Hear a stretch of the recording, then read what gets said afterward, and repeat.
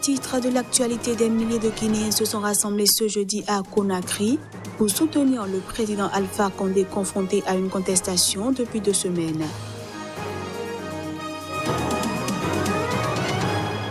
Devant la commission Vérité et Réconciliation ce jeudi, Toufa Diallo, une ancienne reine de beauté gambienne, a raconté comment l'ancien dirigeant Yaya Jammeh l'a violée en 2015. Et puis, à 1 an de la présidentielle aux États-Unis, les Afro-Américains constituent un réservoir de voix privilégiées pour les démocrates, mais l'enthousiasme est loin d'être au rendez-vous.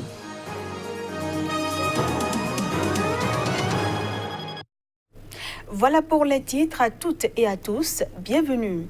Des milliers de Guinéens se sont rassemblés ce jeudi à Conakry pour une démonstration de force en faveur du président Alpha Condé. Ce dernier est confronté à une contestation qui a fait une dizaine de morts depuis 2 semaines. Ils étaient des centaines de milliers de personnes selon des journalistes locaux, 1 million selon les organisateurs à prendre part à cette marche. Le gouvernement, lui, avait chiffré les manifestants à 30 000. Ce rassemblement des partisans du chef de l'État Alpha Condé est la réponse à la manifestation de masse organisée 1 semaine plus tôt par ses adversaires.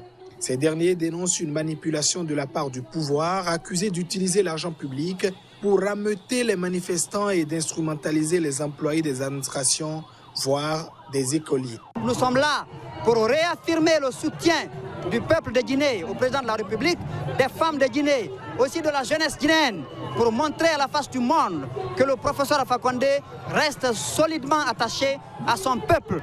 Je suis venu pour l'accueil de mon président Alpha Condé, qui vient de la Russie aujourd'hui. Et nous sommes là encore pour une réponse contre la FNDC, qui a fait une mobilisation qui sont vraiment mythotiques et qui dérange tout le peuple maintenant. Parce que quand on en a marre, on a une réponse à leur donner. Le peuple, c'est de Conakry jusqu'à Yomou. Donc, c'est pourquoi nous voulons montrer à la communauté nationale et internationale que le professeur Alpha Condé, il est soutenu par le peuple.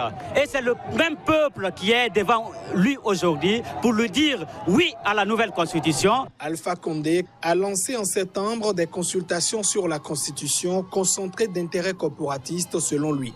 Pour ses adversaires, il ne fait aucun doute qu'il entend réviser la constitution pour concourir à un 3e mandat présidentiel en 2020, alors que le texte actuel en limite le nombre à 2. Mais le président ne confirme ni n'infime les intentions qu'on lui attribue. Au moins 8 manifestants et un gendarme ont été tués, des dizaines arrêtés et jugés depuis qu'un collectif de partis d'opposition, de syndicats et de membres de la société civile a appelé à se mobiliser à partir du 24 octobre contre la possibilité d'un 3e mandat.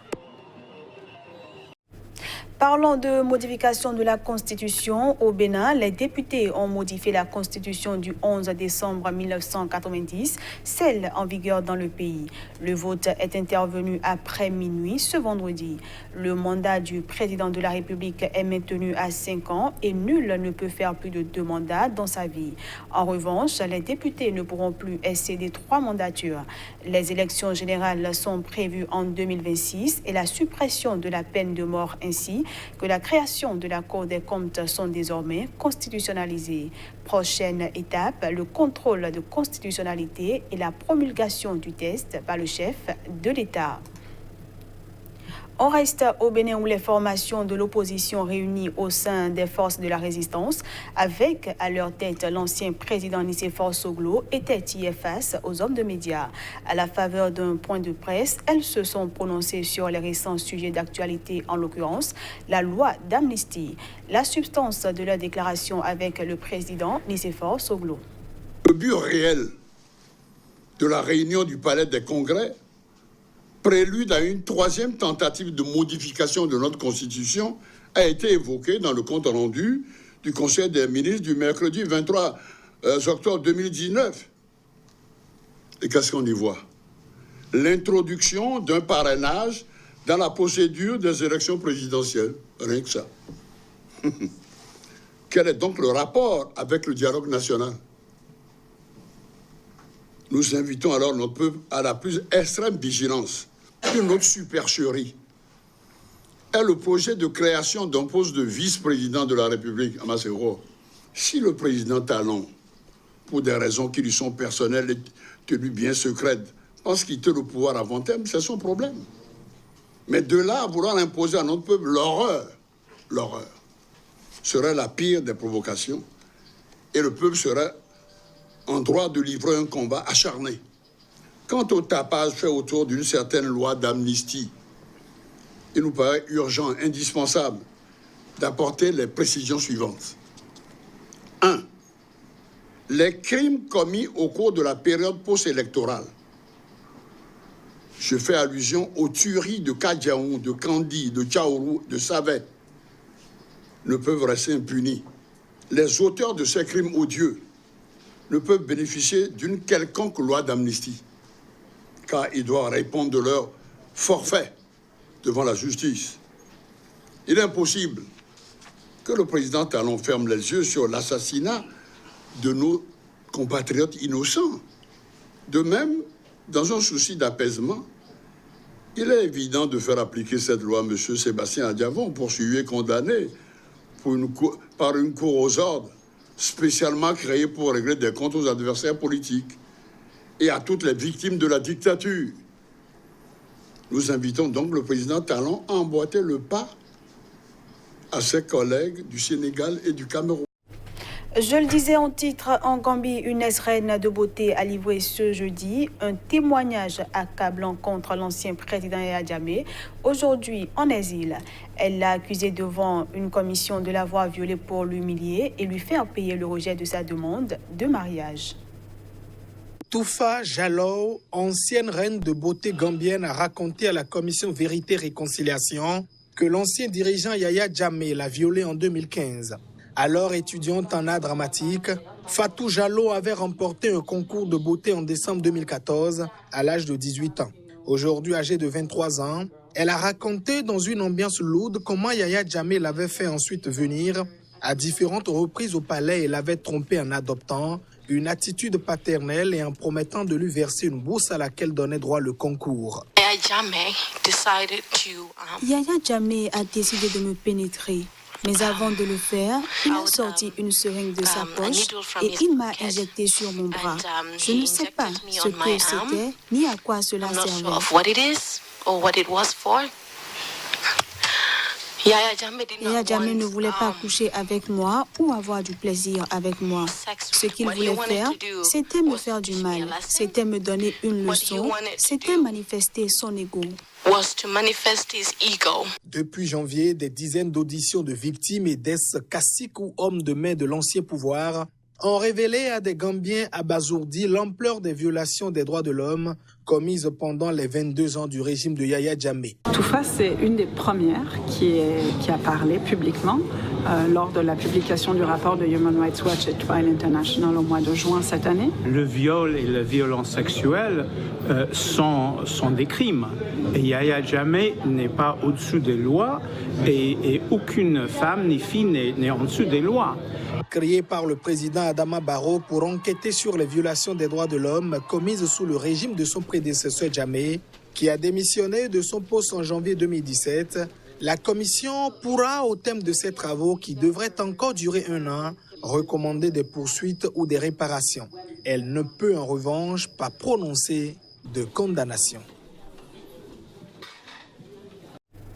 Un phénomène climatique centré sur l'océan Indien, d'une puissance jamais observée depuis des années, a provoqué ces dernières semaines des pluies et inondations dévastatrices en Afrique de l'Est. Face à une telle situation, les scientifiques estiment que le pire pourrait encore être à venir. De violentes précipitations en octobre ont forcé des dizaines de milliers de personnes à quitter leur foyer en Somalie, submergé des localités entières au Soudan du Sud et causé des dizaines de morts dans des inondations ou des glissements de terrain au Kenya, en Éthiopie et en Tanzanie. La crue des eaux a aussi décimé les troupeaux et détruit les récoltes dans de grandes parties d'une région qui ne s'était pas encore relevée d'une sévère sécheresse. Près d'1 million de personnes pour le seul Soudan du Sud sont affectées et les ONG craignent que la faim et les épidémies ne fassent rapidement leur apparition.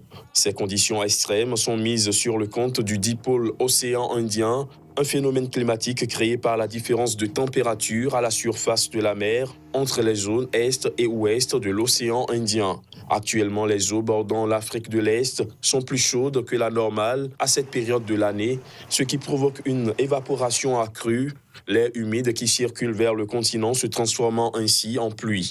L'Afrique de l'Est a en conséquence connu des intempéries anormalement violentes pour la courte saison des pluies qui, chaque mois d'octobre, touche la région. Et puis, hors du continent africain, pour les candidats à la Maison-Blanche, remporter l'État du Michigan s'annonce crucial. Aucun parti n'y domine nettement le terrain politique et lors de la dernière élection présidentielle, l'abstention des Afro-Américains de Détroit avait contribué à la victoire de Donald Trump avec moins de 11 000 votes d'avance. À un an du scrutin national, certains militants comme le fils de Martin Luther King Jr. se mobilisent pour s'assurer que la population locale continue de s'intéresser aux enjeux politiques. À Détroit, à un an de la présidentielle, le fils d'une autre figure historique de la communauté afro-américaine bat déjà le rappel. Martin Luther King III, fils de Martin Luther King Jr.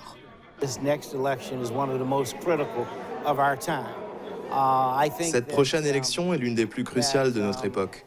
Je pense qu'il doit y avoir un effort pour changer de dirigeant, parce que je suis convaincu que ce pays ne va pas dans la direction qui permettra de nous rassembler pour solutionner les problèmes à venir. 80% de la population de Détroit est afro-américaine, une communauté qui vote historiquement démocrate. Mais l'abstention aux dernières élections a contribué à la victoire de Donald Trump dans le Michigan, avec moins de 11 000 votes d'avance face à sa rivale. Cette fois, selon Danielle Atkinson, les candidats doivent redonner de l'enthousiasme aux électeurs. C'est ce qui a fait défaut la dernière fois. Je pense que le vote des femmes, particulièrement celui des femmes de couleur, a été pris pour acquis et donc on ne leur a pas parlé de ces problèmes. Alors on essaie d'apprendre aux électeurs à poser les questions dont les réponses les intéressent vraiment. Détroit a dû se déclarer en faillite en 2013 et est aujourd'hui l'une des grandes villes les plus pauvres et les plus dangereuses des États-Unis. Malgré ce contexte difficile, les membres de cette association pour jeunes comptent faire retrouver aux électeurs le chemin des urnes. On comprend que tout le monde ne sait pas comment le processus politique fonctionne, et encore moins comment donner sens à ce qui est en train de se passer en ce moment. Et on constate que quand on fournit cette information, et quand on arrive à avoir une vraie conversation qui ne parle pas juste de l'élection sexy à venir, les jeunes ont plus envie de s'investir. C'est dans ce théâtre que les démocrates ont organisé l'un de leurs débats télévisés cet été. Pour l'heure, aucun parti ne domine nettement dans l'État clé du Michigan. Détroit, terre promise électorale, pourrait donc devenir un arrêt incontournable sur la route de campagne des candidats à la présidence. Et voilà, mesdames, messieurs, ce sera tout pour cette édition que je vous remercie d'avoir suivi. À bientôt.